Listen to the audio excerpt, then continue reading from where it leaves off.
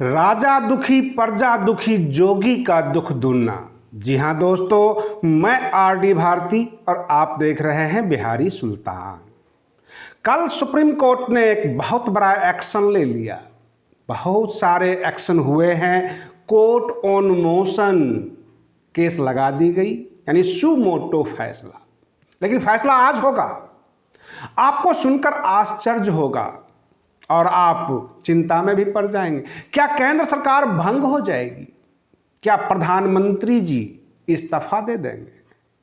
हालात कुछ इस तरह के बन गए हैं कि कोर्ट ने अपने आप, जिसको कहते हैं कोर्ट ऑन मोशन, पेटिशन की सुनवाई किया और केंद्र सरकार से एक सवाल किया कि आपकी योजना क्या है। ये कोरोना काल में जो आप बता रहे हैं, क्या देश की जनता, हम सब के सब न्यूज़ सुनने के लिए बैठे हुए हैं या सुनने के लिए बैठे हुए हैं कि कौन कौन से हॉस्पिटल खुले हैं, बंद हैं, कितनी कैजुअल्टी हुई, और कभी शमशान की खबर, कभी नगर निगम की खबर।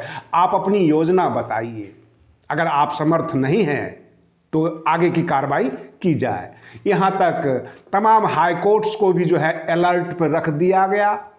हालत जो भी हो, लेकिन उत्तर प्रदेश के जो हालात दिखने को मिले, एक बच्ची अपनी रो रो कर बुरा हाल वो ये कह रही थी, हमने गुल्लक फोड़कर 5500 रुपये पीएम केयर फंड में दिया। प्रधानमंत्री जी, आप मेरी पापा का जान बचा लीजिए, थोड़ा सा ऑक्सीजन दे दीजिए। आपने सुना होगा, बहुत सारे लोगों को देखा होगा, लोग एलपीजी का गैस सिलेंडर अपने पीछे रखकर मोटरसाइकिल पे लोग लाते हैं, जगह जगह से ढोते रहते हैं क्योंकि घर में रोटी बननी है। परंतु अब एलपीजी सिलेंडर की जगह जो ले लिया है वो ऑक्सीजन सिलेंडर। आम जनता उतर गई। और तो और, जब देश के नामी गिरामी हॉस्पिटल, जो नंबर 1 प्राइवेट हॉस्पिटल में है, फोर्टिस हॉस्पिटल गुरुग्राम का, उसने जब कह दिया कि मात्र 45 मिनट के लिए हमारे पास ऑक्सीजन है, तो हाहाकार मच गया। अरविंद केजरीवाल जो दिल्ली के मुख्यमंत्री हैं, आपने सुना होगा बहुत बार जो है हंगामे हुए कि बिहार वाले, यूपी वाले सब दिल्ली आ जाते हैं, यहाँ के अस्पतालों में इलाज कराते हैं। बड़ी टीका टिप्पणी हुआ करती थी, खास करके बिहार वाले को बिहारी कहा करते थे। परंतु कल जो है बिल्कुल रोनी सी आवाज में उन्होंने अपील कर दिया पूरे देश से कि अभी ये वक्त नहीं है कि मैं दिल्ली का हूँ, मैं बिहार का हूँ, तुम बंगाल के हो, तुम उड़ीसा के हो। ये वक्त नहीं है। किसी की गाड़ी ना रोका जाए ऑक्सीजन सिलेंडर का अथवा सप्लाई का, कि हम अपने राज्य में घुसने नहीं देंगे। कहने का तात्पर्य यह है कि उत्तर प्रदेश दिल्ली की सहायता करे, दिल्ली हरियाणा की सहायता करे, हरियाणा वाले बिहार की सहायता करे। पूरा भारत को अगर बचाना है तो हम सबको मिलकर चलना होगा।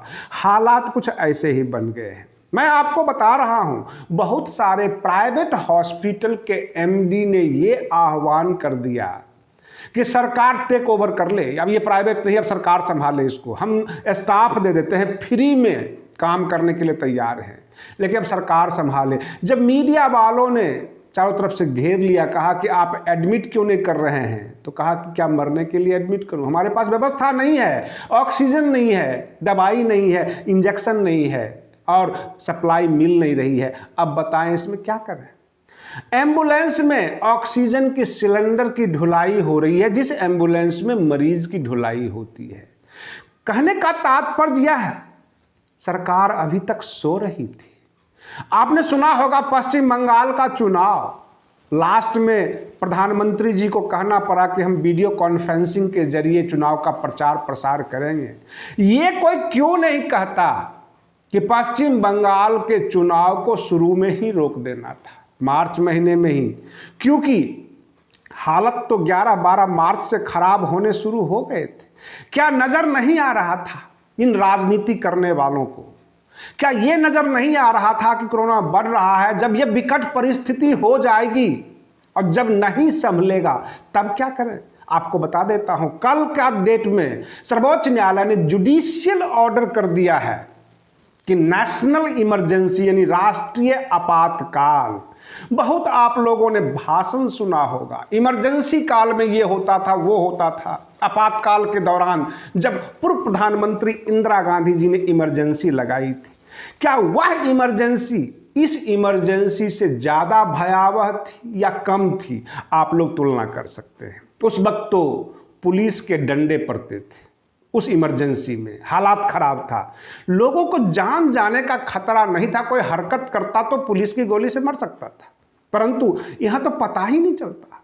कुछ जगह तो लोगों ने यह भी कह दिया, आम जनता की बात कर रहा हूं, कोरोना वायरस से लड़ लूंगा, लेकिन इन राजनीतिक वायरस का क्या करूं, इस सरकारी वायरस का क्या करूं? इस तरह के सवाल कर रहे हैं लोग। क्या जवाब दे? मीडिया उधर से सुनती है, आपको बताती है, लेकिन हालात खराब है। सर्वोच्च न्यायालय आज फिर सुनवाई करेगी और कोरोना के ऊपर सरकार को जो है घेर कर पूछ रही है कि कुछ तो योजना बताइए, क्या करने वाले हैं, क्या है व्यवस्था आपके पास, कैसे लोग जिएंगे, कैसे लोग बचेंगे इस हालात में। और इस तरह के सवाल हो रहे हैं। कोई भी पत्रकार, कोई भी न्यायिक अधिकारी, कोई भी एडवोकेट चाहे कितना भी पक्षपात करे, लेकिन हालात अब इतने गंभीर हो गए कि पत्थर का भी दिल पिघल सकता है, वो सवाल कर सकता है। जब मासूम सवाल हो जाता है कि मेरे परिवार वाले को बचा लो, कुछ लोगों ने तो ये कह दिया कि मेरा पिता भी लेटा हुआ है और बेटा भी लेटा हुआ है, क्या करूं, इधर पुत्र मोह है, उधर पिता मोह है, किधर जाऊं, किसको पहले कौन सा इंजेक्शन दूं और दवाई दूं। हालात काफी भयावह नजर आ रहा है और यह पैनिक में सरकार का कोई भी जो है सर्टिफाइड काम, मैनेज्ड, सिस्टमैटिक कुछ भी नजर नहीं आ रहा है। बस अपना अपना बचा लीजिए। उपदेश देना सबसे ज्यादा आसान है आज की तारीख में, चाहे आप बाबाओं से उपदेश ले लीजिए, चाहे सरकार से उपदेश ले लीजिए। जब इनको समझ में नहीं आ रहा था, इलाज की व्यवस्था नहीं थी, हॉस्पिटल नहीं था, तो ये चुनाव क्यों करवा रहे थे? राम मंदिर इनके लिए ज्यादा जरूरी था, देश का पार्लियामेंट इनके लिए ज्यादा जरूरी था, बाकी काम इनके लिए बहुत ज्यादा जरूरी है जहां पर इनको सत्ता मिले।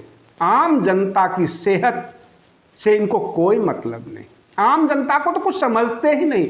135 करोड़ देशवासी आज त्रस्त हैं और ये राजनीतिक चेहरे उन्हें कीड़े मकोड़े समझ रहे हैं, उनके ऊपर जो है राजनीति करते हैं, मौत का उत्सव मनाते हैं और मुक्ति वाहन के पीछे पीछे जो है ये बैंड बाजे को लेकर चलते हैं।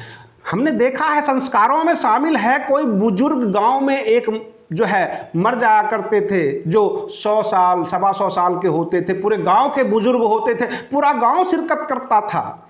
उस वक्त हाहाकार नहीं था। क्या ये वक्त है उत्सव मनाने का? हालात खराब हो रहे हैं और देश की जनता अब एक ही सवाल कर रही है, प्रधान कब जागोगे? आप बने रहिए बिहारी सुल्तान चैनल पर। हम फिर मिलते हैं अगले वीडियो में, तब तक के लिए धन्यवाद।